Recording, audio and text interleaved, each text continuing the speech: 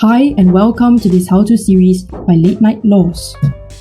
Today's topic is how to transfer property by way of love and affection. We have chosen to start with a simpler topic for this series because this video is meant to be a pilot for more how-to videos to come.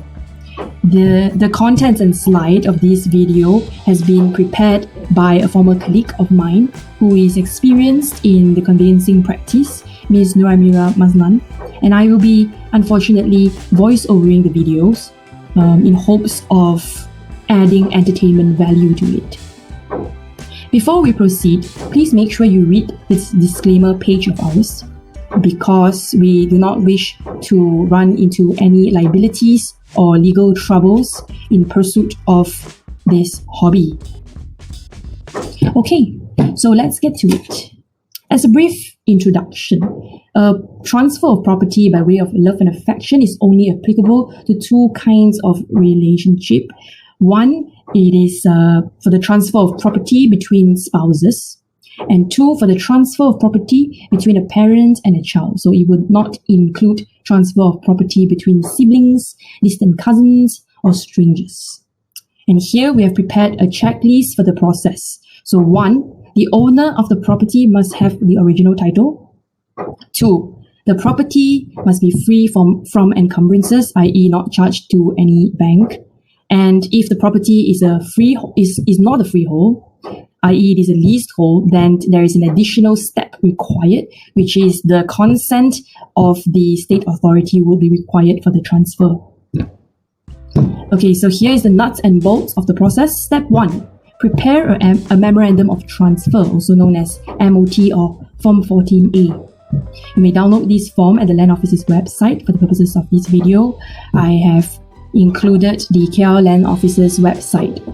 Next, you print the form on an A3 paper, not an A4 paper. This is a standard requirement by the Land Office and it should be printed front and back.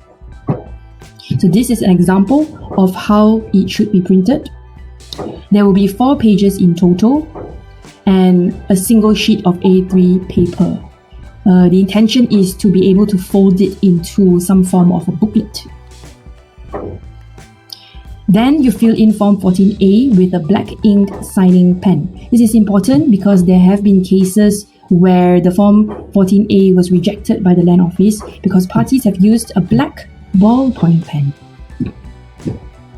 And this is an example of how a Form 14A will look like filled in. Where Ms. Mira has taken the liberty to fill it in red ink so that you may be able to replicate the process if you need to. Step 2. Execute Form 14A. So for the execution of Form 14A, you will require a witness. And for those who will not be engaging a solicitor for the process, then you may wish to make an appointment with the Land Office. We say make appointment here because the Land Office does not entertain walk-ins.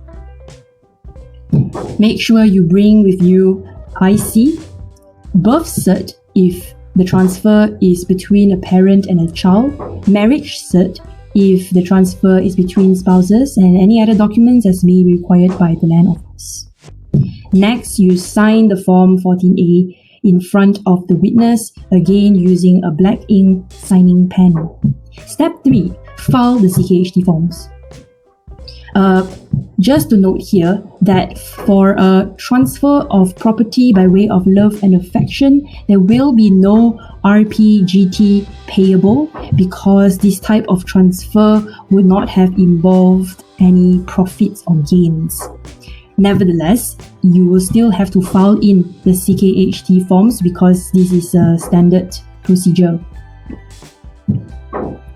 So you may download the CKHT forms at the LHDN website. Note that for owners, you need only download Form 1A and 3, and for the recipient of the property, you need only download Form 2A. And then you proceed to print and fill out the forms. You do not need to use A3 paper for this. File all the CKHT forms at the owner's LHDN branch. So we say all here because Both owner and recipient forms will have to be filed at the owner's branch. Filing must be made within 60 days from the date of signing of Form 14A. Step 4. Stamp Form 14A. Go to LHDN and make an application for the stamping. So for law firms, you will be able to do this online through LHDN's Stamps website. Unfortunately, this facility is not available for individuals, so individuals will have to go physically to the LHDN office in order to do the stamping process. Note that stamping must be done within 30 days from the date of execution of Form 14A. Failure to do so, there will be a penalty for late stamping as provided by Section 47A of the Stamps Act. And for the application, you will have to bring these documents. Next, wait. The LHDN will take a few days to calculate how much stamp duty you have to pay on the transfer before issuing a notice of assessment. So again, for firms, you will be able to obtain the notice of assessment through online methods on the LHDN Stamps website. But for individuals, you may have to call the stamp office and inquire if the assessment is ready. And once it is ready, you will then pay the stamp duty at the LHDN office.